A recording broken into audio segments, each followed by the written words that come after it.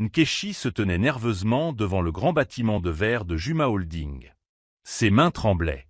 Elle avait déjà passé 4 entretiens au cours des 3 derniers mois, et rien n'avait abouti. Sa famille comptait sur elle. Sa mère était malade à la maison, et son jeune frère n'avait pas mangé correctement depuis des jours. Nkechi n'avait pas le choix. Elle avait besoin de ce travail. Lorsqu'elle est finalement entrée dans le bureau pour l'entretien, elle s'est exprimée clairement, a répondu à toutes les questions avec assurance et a fait de son mieux. Elle avait beaucoup étudié et connaissait bien son domaine. Les intervieweurs étaient impressionnés. Mais le PDG, Juma, la regardait d'un air étrange. Cela la mettait mal à l'aise, mais elle essayait de l'ignorer. Elle se concentrait sur l'obtention de son emploi et sur la survie de sa famille. Le lendemain, elle a reçu un appel. Elle avait été embauchée. Nkechi était folle de joie. Elle hurla de joie et serra sa mère dans ses bras. Enfin, les choses commençaient à s'améliorer. Elle était prête à travailler dur, à faire ses preuves et à se bâtir un avenir meilleur. Mais ce qu'elle ignorait, c'est que Juma, le PDG, ne l'avait pas embauchée uniquement pour ses compétences. Il avait d'autres objectifs en tête. Derrière son sourire et son bureau élégant se cachait un plan inattendu, et Nkechi pensait enfin avoir trouvé une chance dans la vie. Mais elle ignorait que ce nouveau départ marquait le début d'une tempête qui mettrait tout à l'épreuve. Sa force, sa dignité et ses rêves. Au début, tout semblait normal au travail, et Nkechi travaillait dur et faisait de son mieux. Elle arrivait tôt, restait tard et se donnait toujours à fond. Juma, le PDG, louait souvent son travail. Il disait des choses comme « tu es intelligente » ou « tu es la meilleure employée que j'ai vue depuis longtemps ». Au début, elle était fière. Elle pensait qu'il se montrait simplement gentil et professionnel.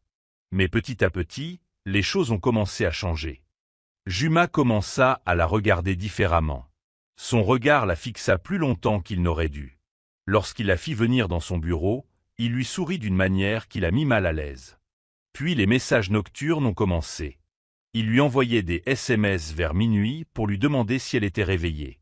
Au début, elle répondait poliment, s'efforçant de rester respectueuse. Mais les messages ne cessèrent pas. Au contraire, ils devinrent plus audacieux. Une nuit, il envoya un message qui la choqua. « Diner. Chez moi. Ce soir. » Et Nkechi resta assise en silence, les yeux rivés sur son téléphone. Son cœur battait la chamade. Elle ne savait pas quoi dire. Elle a finalement répondu « Je suis désolée, monsieur. Je ne peux pas. » Elle pensait qu'il comprendrait et passerait à autre chose. Mais au lieu de cela, il répondit simplement par un émoji rieur. Ce petit message lui retourna l'estomac. Quelque chose clochait. Le lendemain matin, elle s'habilla comme d'habitude et partit travailler.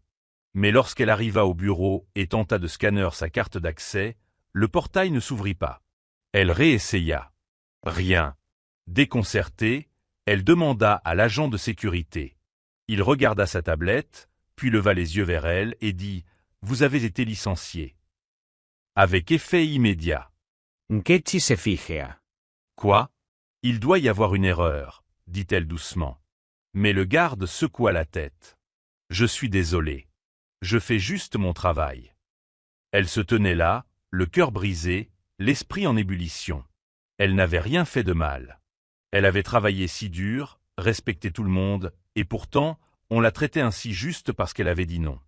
Alors qu'elle se retournait et s'éloignait lentement du bâtiment, elle réalisa une chose douloureuse. Juma ne s'était jamais soucié de ses compétences. Il voulait le contrôle. Et comme il n'arrivait pas à obtenir ce qu'il voulait, il l'a abandonnée comme si elle n'était rien. C'était comme si le monde s'écroulait. Sa seule source de revenus avait disparu. Et le pire, ce n'était pas parce qu'elle avait échoué. C'était parce qu'elle avait tenu bon. Nkechi n'arrivait pas à croire ce qui venait de se passer. Elle se tenait devant le bâtiment, encore sous le choc. Elle essaya d'appeler la ligne de l'entreprise, espérant que quelqu'un lui expliquerait. Personne ne décrocha. Elle est rentrée chez elle, a rassemblé ses documents et est revenue le lendemain pour parler au service des ressources humaines. Lorsqu'elle a demandé à voir quelqu'un, la réceptionniste l'a regardée d'un air froid et lui a dit « Vous n'êtes plus des nôtres. On ne peut rien faire. » Nkechi supplia. S'il te plaît, écoute-moi. Je dois t'expliquer ce qui s'est passé. Mais il s'en fichait. Personne ne voulait l'écouter. Elle envoyait des emails. Elle a attendu des heures à la réception. Elle a même demandé à rencontrer un responsable. Mais tout le monde faisait comme si elle n'existait pas. C'était comme si Juma avait effacé son nom du système. Plus tard dans la semaine, elle a postulé auprès d'autres entreprises du même groupe. Mais personne ne l'a rappelé. Un ami qui travaillait dans l'une des sociétés sœurs lui a dit en secret « Juma a mis ton nom sur une liste. Personne n'a le droit de t'embaucher. » Nkechi sentit son monde s'écrouler à nouveau. Elle avait travaillé si dur pour obtenir ce travail. Maintenant, parce qu'elle avait refusé un dîner, elle n'avait plus rien. Sans argent pour le transport, elle rentrait chez elle à pied sous la pluie. Ses vêtements étaient trempés. Ses chaussures tombaient en morceaux. Son sac à main, rempli de documents de travail, était mouillé et abîmé. Elle continua de marcher, pas à pas, tandis que les voitures la déversaient sur elle. Les gens la regardaient sans rien dire. Elle arriva chez elle des heures plus tard, frigorifiée, fatiguée et le cœur brisé. Cette nuit-là, son petit frère, âgé de 10 ans seulement, était assis à côté d'elle tandis qu'elle séchait son linge près du feu. Il leva les yeux vers elle et lui demanda doucement « As-tu été payé ce mois-ci ? Je veux acheter du pain pour maman. » Nkechi se fijea. Lagouri se ree. Elle força un petit sourire et dit « Oui, je l'ai fait. Je l'aurai demain. » Mais au fond d'elle-même, elle savait qu'elle mentait. Elle n'avait même pas assez d'argent pour le transport le lendemain, et encore moins pour la nourriture. Quand tout le monde fut couché, Nkechi resta assise seule dans le noir. Des larmes coulaient sur ses joues, mais elle ne prononça aucun son. Elle ne voulait pas que sa mère ou son frère l'entendent pleurer. Elle se sentait honteuse, humiliée. Non pas parce qu'elle avait perdu son emploi, mais parce que le monde ne la protégeait pas, parce qu'un homme puissant lui avait fait du mal, et que personne ne s'en souciait. Mais malgré cette douleur, au plus profond d'elle-même, une petite voix murmurait « Ce n'est pas la fin ». 2 semaines s'étaient écoulées depuis que Nkechi avait perdu son emploi. La vie devenait chaque jour plus difficile. Les médicaments de sa mère étaient terminés. Il n'y avait presque plus rien à manger à la maison. Elle avait trop honte pour raconter à qui que ce soit ce qui s'était réellement passé.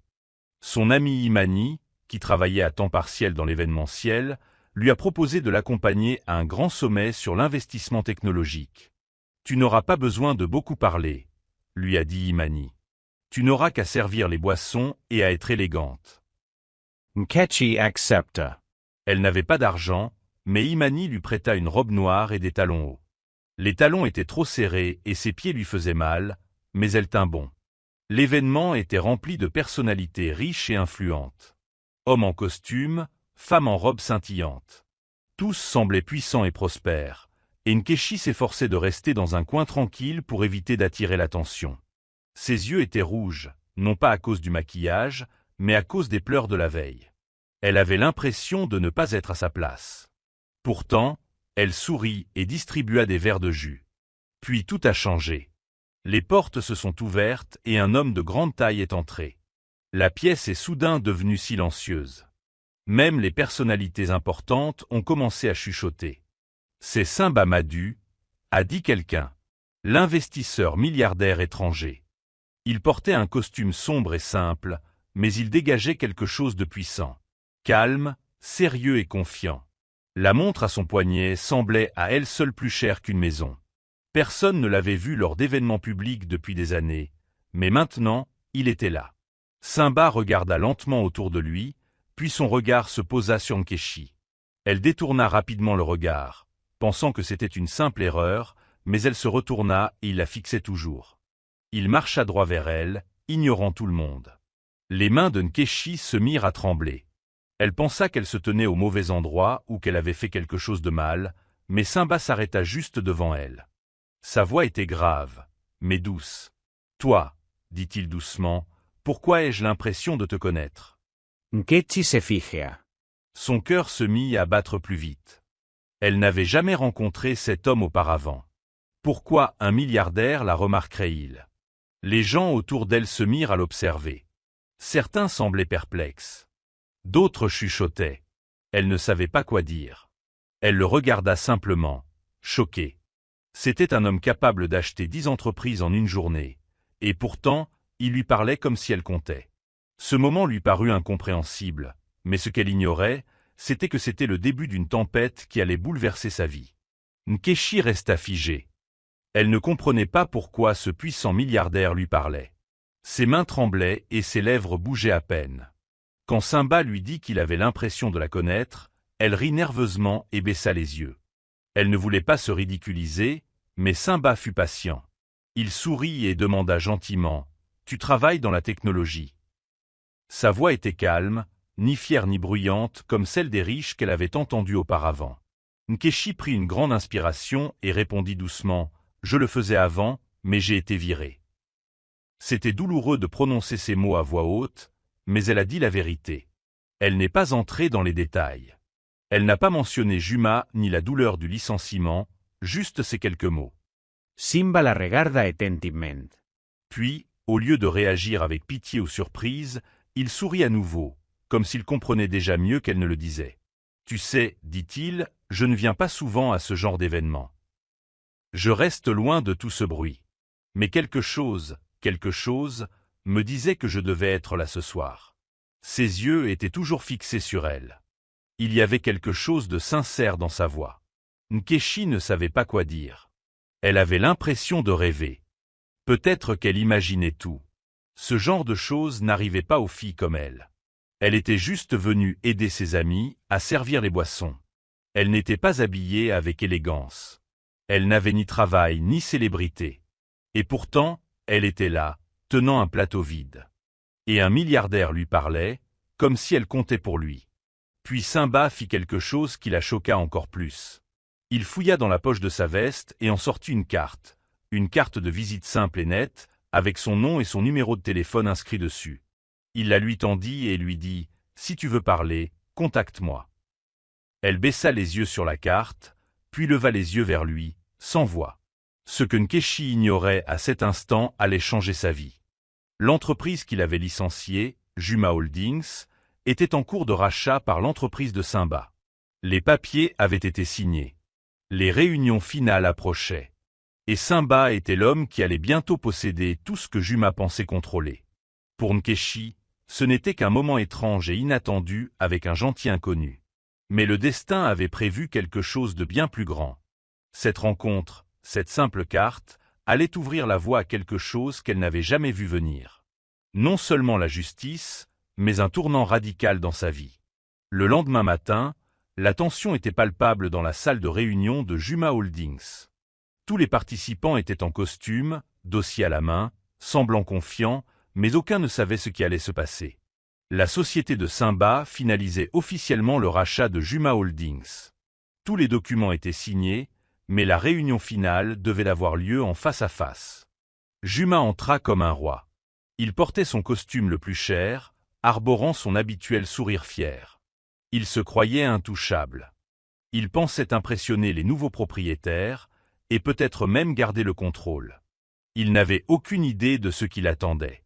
Puis la porte s'ouvrit à nouveau et Simba entra, calme et puissant. Il n'avait pas besoin de parler pour montrer qu'il était aux commandes, mais ce n'était pas là le choc. Nkechi était assise à côté de Simba. Elle avait l'air différente, non pas à cause de ses vêtements, mais à cause de son assurance. Ses yeux ne trahissaient plus la peur, ses épaules étaient droites et son silence était plus fort que n'importe quelle parole. Le sourire de Juma se figea, ses yeux rivés sur elle.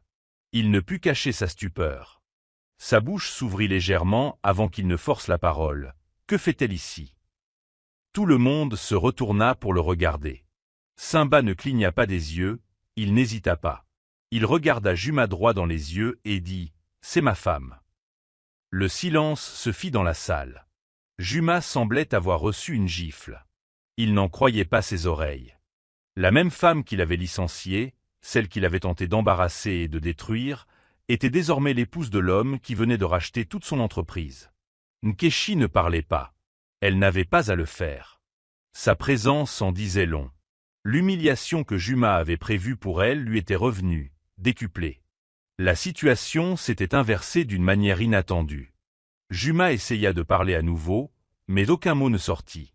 Son pouvoir, sa fierté, sa fausse confiance disparurent à cet instant. Tout le monde dans la pièce savait désormais la vérité. Il s'était trompé de femme. Simba resta calme. Il se tourna vers le tableau et poursuivit la réunion comme si de rien n'était, mais tout le monde le sentait. Ce n'était pas seulement une affaire. C'était une question de justice. Nkechi resta assis, immobile, observant la scène en silence. Elle ne souriait pas. Elle ne jubilait pas. Elle restait assise, forte et silencieuse, aux côtés de l'homme qui croyait en elle. C'est à ce moment-là qu'elle a tout retrouvé. Pas seulement un emploi, mais aussi sa dignité, son pouvoir et sa voix. Et l'homme qui avait tenté de la briser travaillait désormais pour son mari.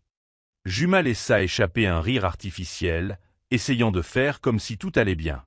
Il regarda autour de lui dans la salle de réunion, espérant que quelqu'un rirait avec lui, mais personne ne le fit.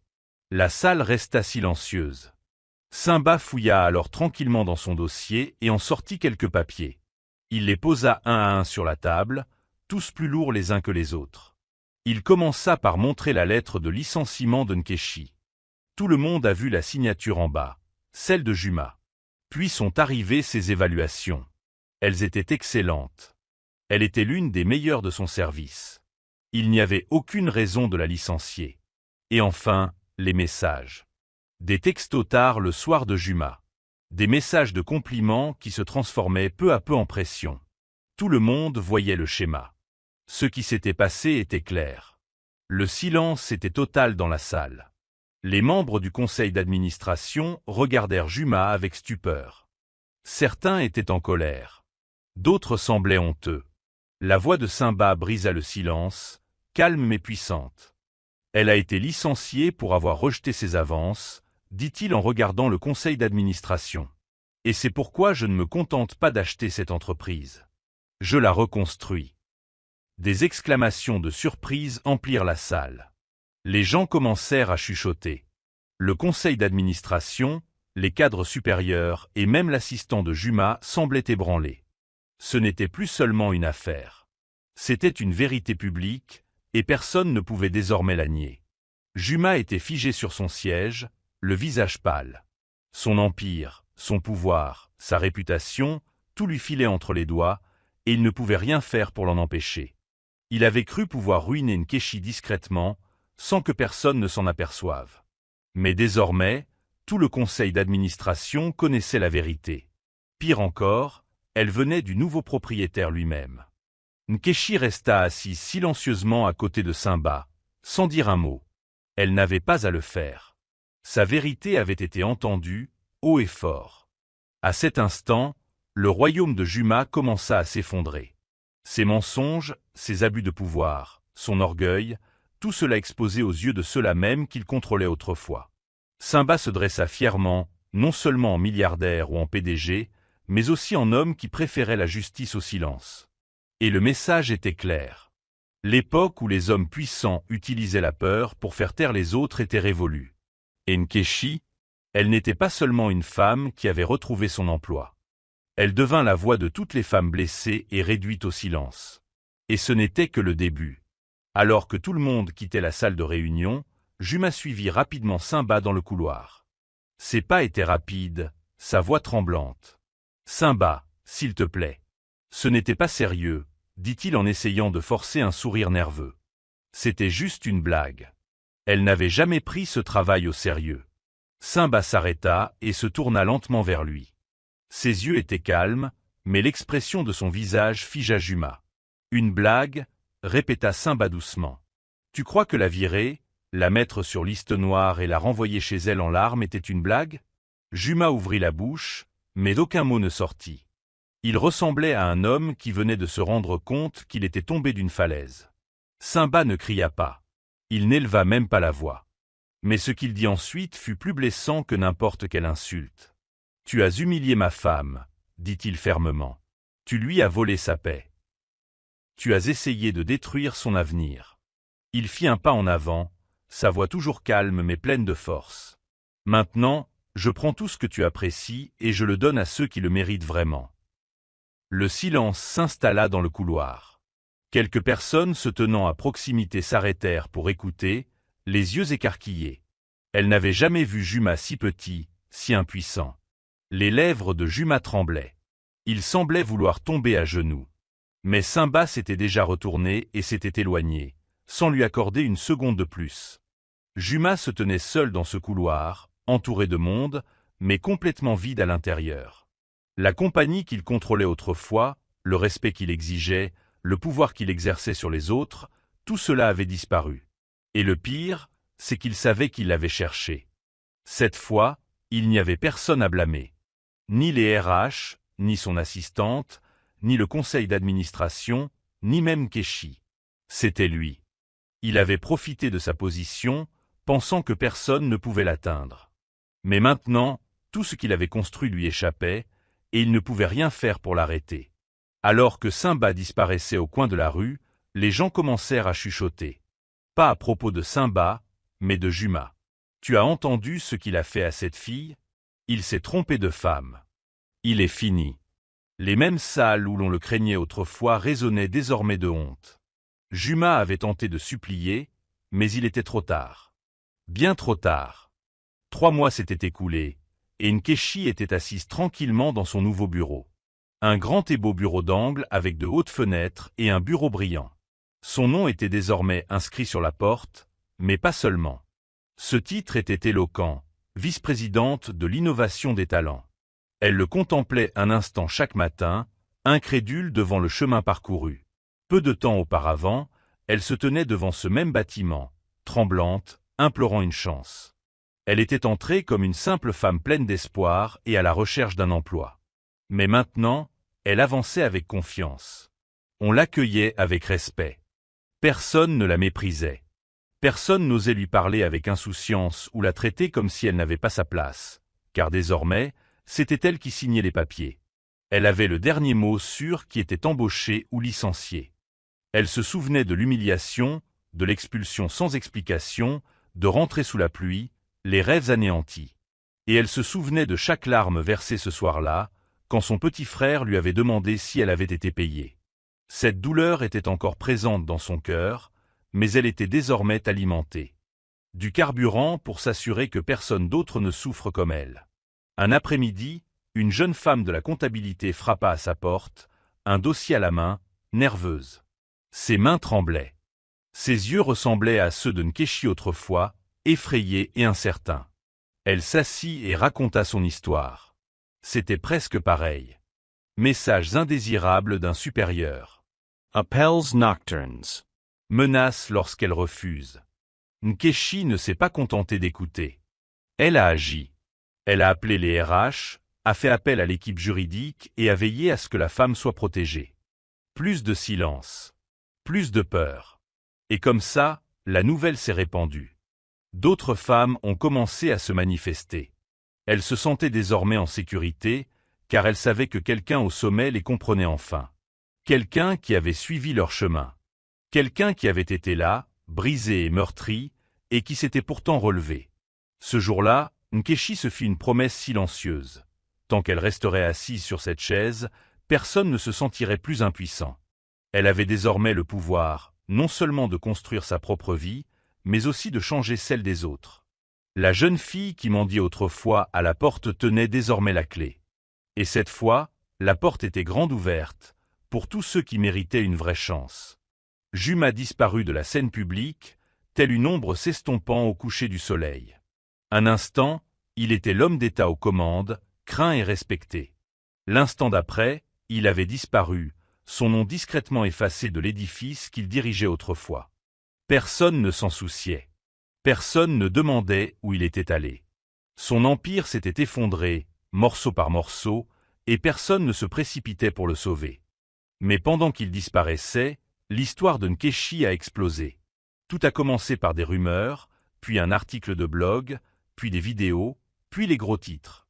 Les gens n'en croyaient pas leurs yeux. La même fille qui avait autrefois quémandé un emploi dirigeait désormais l'entreprise qu'il avait mise à la porte. Et elle ne l'avait pas fait par colère ou par vengeance. Elle n'avait pas crié. Elle ne s'est pas battue de manière déloyale.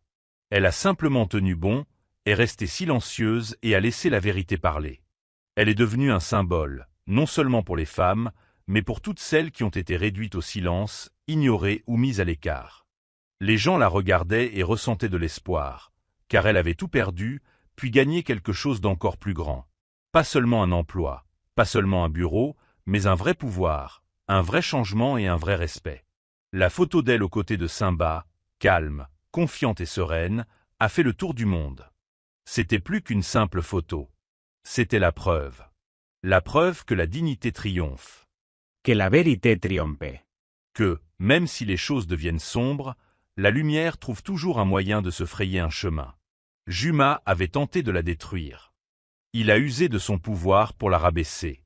Mais finalement, sa cruauté a poussé les gens à s'intéresser de plus près à elle. Son erreur a été le tournant de sa vie. Et maintenant, la femme qu'il tentait de faire taire était devenue la reine de tout ce qu'il possédait autrefois. On disait que le destin lui avait rendu justice. Mais c'était plus que le destin.